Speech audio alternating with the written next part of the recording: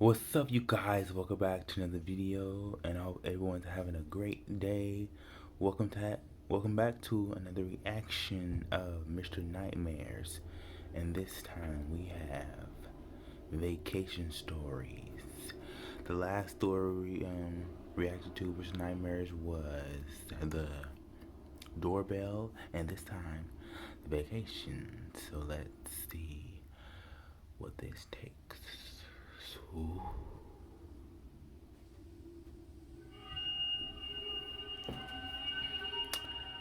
Okay.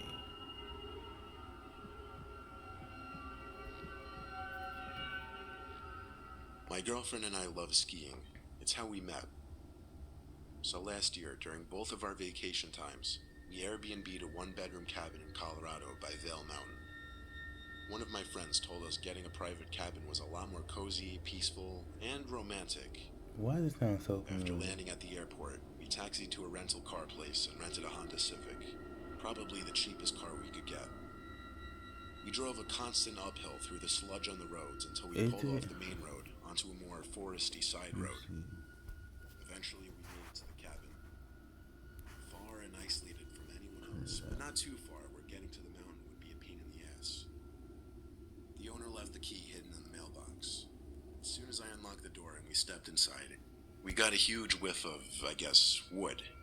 It literally smelled exactly how you'd expect a log cabin to If smell. there's a It wasn't ancestor huge, but name, it was it's spacious enough. Hardy One Styles. bedroom, one bathroom, decent living room with a TV, and a kitchen. I was paying chump change for it, so I was more than happy with it. Plus, we were there to ski, not sit around the cabin. We got there towards the end of the day, so we didn't hit the slopes that night. We actually just unloaded and got right back on the road to pick up a pizza for dinner. We got back and ate on the couch in the living room while watching a movie. With the dark, moody lighting and the whole log cabin atmosphere, it actually was quite romantic. Until my girlfriend started freaking out about her bag. Okay. Apparently it wasn't where she left it, which was on the coffee table in the living room. I helped her look around, though there wasn't Okay. much space to search. She was absolutely positive she left it on the coffee table. It wasn't in the bathroom, kitchen, or living room, so I checked the bedroom, and sure enough, it was sitting right next to the bed. I picked it up and brought it to the doorway of the bedroom with a smirk on my face. My girlfriend didn't seem as relieved as I thought she would be, though. She accused me of moving it and going through her bag, which I found downright insane. We had a bit of an argument until I convinced her that she in fact put her bag in there and that she had just forgotten. We went back to eating and watching the movie, and we got over the argument quickly. The next day, we hit the slopes from early morning till dusk. We stopped on the way back to the cabin to get dinner again. When we returned back to the cabin, we both immediately noticed the living room light was on. My girlfriend was slightly freaking out. I told her to chill. Okay. The front door was still locked, so that confirmed nobody had broken in. I thought obviously one of us left the light on by mistake and didn't notice earlier because it was bright out. So once again, we ate our food and watched a movie. When suddenly, out of nowhere, my girlfriend shrieked. I jumped up and looked at her. Uh-oh. She had one hand covering her mouth, the other pointing at something on the ground. At first I didn't see it, but when I got up confused and moved closer, I saw it. It was a pair of somewhat fresh boot marks in the rug in the corner of the living room. The snow from the boots had melted into wet stains in the area rug. Obviously both of us wore boots, but I just didn't remember stepping over there. My girlfriend asked me to check around the cabin to make her feel safe, so I did. I peeped under the kitchen table, behind the living room couch, in the bathroom, and I took a peep in the bedroom. There didn't appear to be anyone in the cabin. There weren't really many places to hide anyway. Still, she was scared and seemed to lose all interest in the movie. She went to the bathroom and brushed her teeth, then went to the bedroom to change, and I heard her jump into bed. So I did all the same. I climbed into bed and shut the light, and we sat there for a while just talking. It was actually only like 9 or 10 p.m. My girlfriend kept letting me know how uncomfortable she was, thinking someone was in the cabin. So I told her, okay, just wait 1 second. I took out my phone and dialed the Airbnb host. I put the phone up to my ear and heard it ring. I don't mean the ring coming from the phone speaker. I meant I heard a loud, muffled ringing coming from behind the wall next to the bed. Don't tell me. The It's ringing the stopped as soon as I saw my call was it's rejected. called the My girlfriend the started landlord screaming, for the "Oh my Airbnb, or God." the person in I charge of the told her to calm Airbnb. down as I got up and approached the wall to the left. I noticed an ever so slight crack in the wall that looked like it could be a door. My girlfriend screamed at me not to Oh, open sorry. it. I got myself angry, yelled, and pulled open the door. There I was, faced with a small hidden closet, and inside, a man Ooh. hiding behind a cardboard box in the corner. It was a It was guy. the host, the owner of the cabin. I'd seen his picture on the listing. I'll admit, I jumped and screamed in fear and shock when I saw him, but anger overcame me and I grabbed him by his shirt and pulled him out.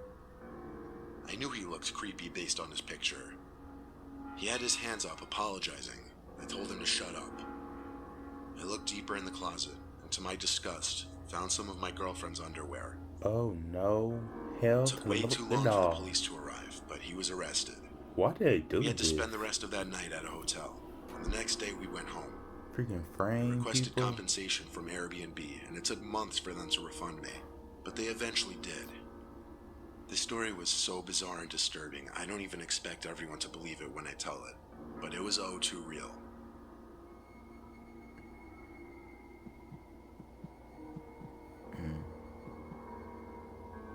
When my best friend Lizzie and I were 18, we went on our first vacation alone together to London.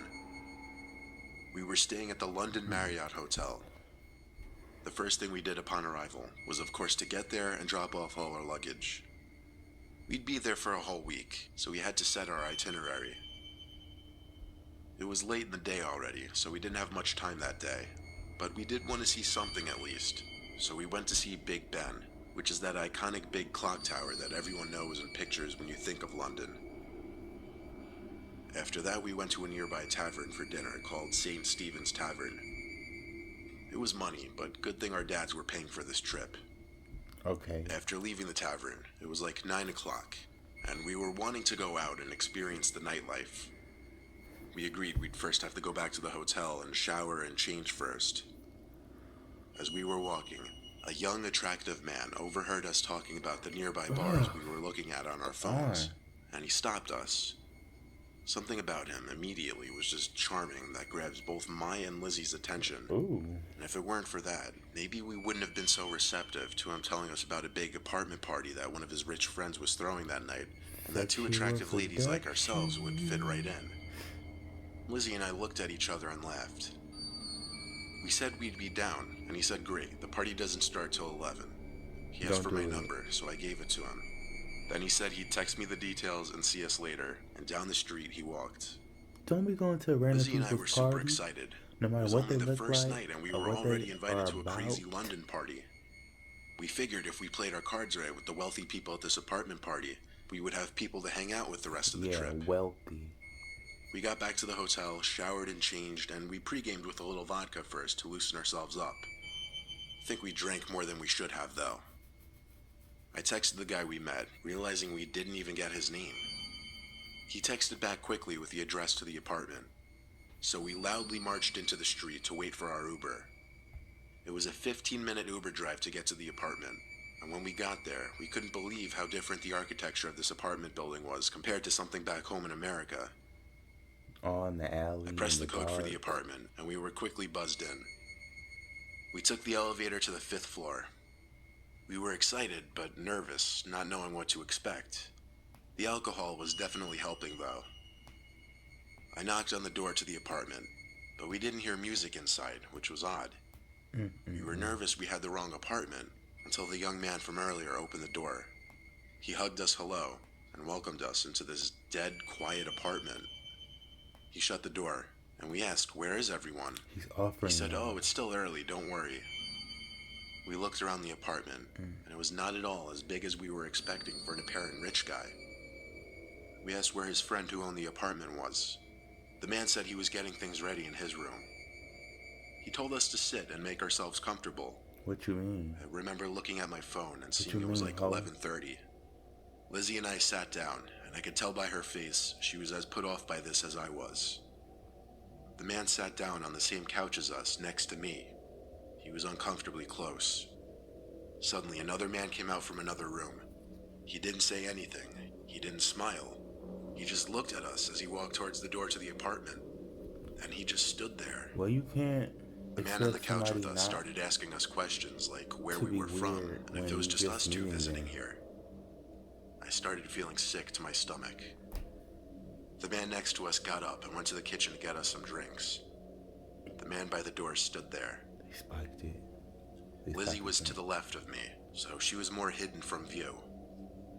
I whispered in her ear to dial 911. She did so, and I noticed her tapping on the phone multiple times, indicating to the call taker that we needed help. Lizzie then suddenly called out loudly to the man in the kitchen, "This is apartment 5C, right?" The man at the door said yes in a deep, unfriendly voice. Yes. I whispered to Lizzie Yes. again that we needed to stall, Yes. not to drink any drinks the man Yes. gave us. As I was whispering to Lizzie, the man standing at the door called to the man in the kitchen to hurry up with the drinks. And then he came back from the kitchen with the They drinks. spiked drinks. I had to think on my feet, to stall as long as possible before drinking whatever he just set in front of us. I put on a fake and bubbly persona and said we should play Would You Rather. I know it sounds juvenile, but I had to think of a game that didn't involve drinking. You gotta fake it till The you man make seemed it. to play along with it, so me and Lizzie started coming up with Would You Rather questions. And he started coming up with some of his own, but he would often suggest we take a sip of our drinks, saying the guests would be there soon and that we needed to loosen up some more. I stalled for as long as I could, saying we already drink a lot, but we'd be down to drink more in a little bit. I remember when things were about to turn really south. The two men looked at each other. Then the bigger, scarier man at the door came over and said, "All right, drink your drinks." God damn. He was about to reach for one of the glasses to probably force in my Demanding, face when there was an aggressive driving. banging at the door, followed by a man shouting police. The younger man looked at us and asked, "Did you call the Excuse me, police?" Mr. Plane. I said, "No, why The and ghetto when would bird. we?" But my voice cracked as I said this, indicating I was nervous. Lizzie apparently just decided the hell with my story and screamed help. The police started to attempt to kick the door down, but the bigger man screamed, all right, and opened the door with his hands up. The two men tried playing innocent. He got caught. Lizzie and I had to fabricate the story a little bit, saying the two men basically forced us into the apartment and wouldn't let us leave, and that we were pretty sure they drugged our drinks. That was enough to get the men arrested. A second police car arrived to escort us to the station for further questioning. The drinks were tested, and it turned out to no surprise they were roofied. Duh. This was definitely a scarring experience, All right, drink your but we drink. didn't let it ruin our trip to London. In fact, we never told our parents until years later, just because it would probably make them less likely to let us travel anymore. The alcohol definitely didn't help our initial decision-making in the night. But our advice would probably be don't ever trust strangers, no matter what they look like. Duh. Dirt. You don't know that person. That's point blank period.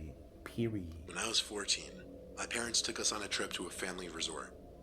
It was in the middle of nowhere, and it was the most countryish, old-style resort you could ever imagine. Every building was made of wood. There were big, creepy bugs crawling around. The inside of the resort halls all smelled like cigarettes. I felt too old to be in there with my family, especially since I'm the only boy out of my siblings, and my sisters were 9 and 5 at the time.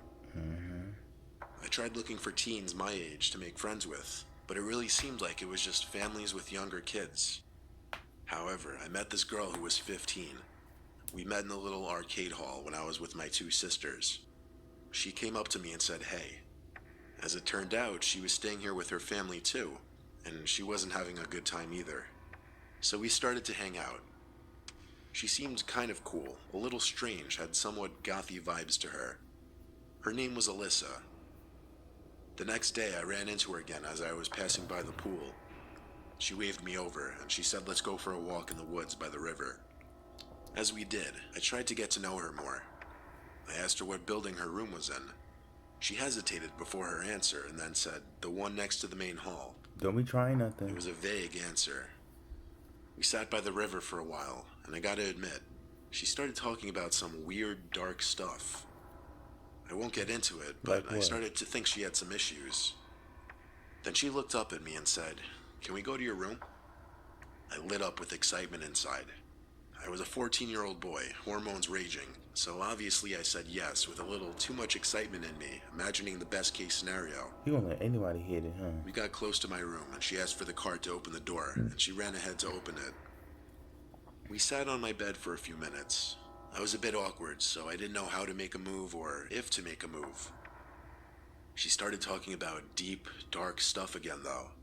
How she hated her family, how she had no more friends, how she likes the feel of blood, whatever that meant. My God. Then out of nowhere, she flicked open a huge switchblade and looked at me. She told me sometimes she thinks about using this on herself or someone else. That was the moment this went from weird to disturbing. This wasn't going where I thought Get it that was. lamp, man. It was actually going in a much darker, scarier direction. The way she looked at me with the knife flicked open was scaring me. She looked at me and said, "Do you want to use this knife on someone here?" I thought over my answer and said, "I don't know, I have to think about it." She a serial killer. Obviously, I would never, but this girl's true psychotic nature had just come out, and I had to play it safe. I said we should go back outside and walk around. She said okay.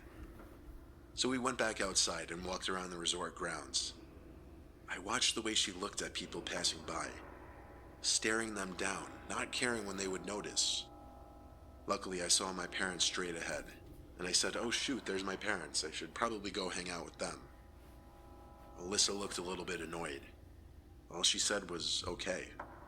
I said, "See ya," and she just looked at me. I went to my family, and for the rest of the day and night, I stayed with them, hoping to not run into that freaky girl again. That night, we got back to the room around 9. This resort had huge rooms, so basically I had my own room that was attached to my parents' and sister's room, You better check but it if she's also not had in its there. own door into the hall. Anyway, I went to sleep, She could be under or your at least bed, tried to. in the closet. Half an hour into laying in bed, You I heard heard the something. beep from the door unlocking, and then the door to my room opening and closing. By the time I fully looked up, Uh-oh. the door was shut, and the light from the hall was gone. Uh-oh. I saw someone standing in front of the door, though. Ooh. "Who is it?" Her. I said. It's her. I heard a familiar girl's voice. "I want blood." I sat up and remembered I never got my key card back from Alyssa. You. She planned this. She approached my bed in the Idiot. dark with something in her left hand because she had it lifted. I She swear said these it again. helicopters. "I want blood. Will you help me, or will I get it from you?" I'm not ashamed to admit it. I screamed like a goddamn girl. She still stood there. She didn't charge at me. She didn't run at first. When my dad burst into the room, though, that's when she took off. My dad saw her, and I yelled she was about to kill me. He was about to go after her, but I screamed, "Don't, she has a knife." Crazy. Everyone in the hall came out of their rooms to see what was going on. We went down to the main office to get some info on this Alyssa girl, and out of all the guests, there was no one named Alyssa. Hell, there were no girls even close to her age staying at the resort at that current time. Oh, man. Police were called, and like 4 cop cars showed up and searched the whole perimeter. I think like 2 or 3 cop cars stayed overnight since there were so many kids at the place. The key card lock was changed on our door for the night. See. A lot of families, including mine, left the next day, and we got a refund for the 2 days we cut short. Well, This that whole thing was nice actually for the insane. That most girl was part. fucked up in the head, and it's scary Yeah, knowing she she was. was probably in the early stages of being a completely different monster. Satanic serial killer, that's what I call it.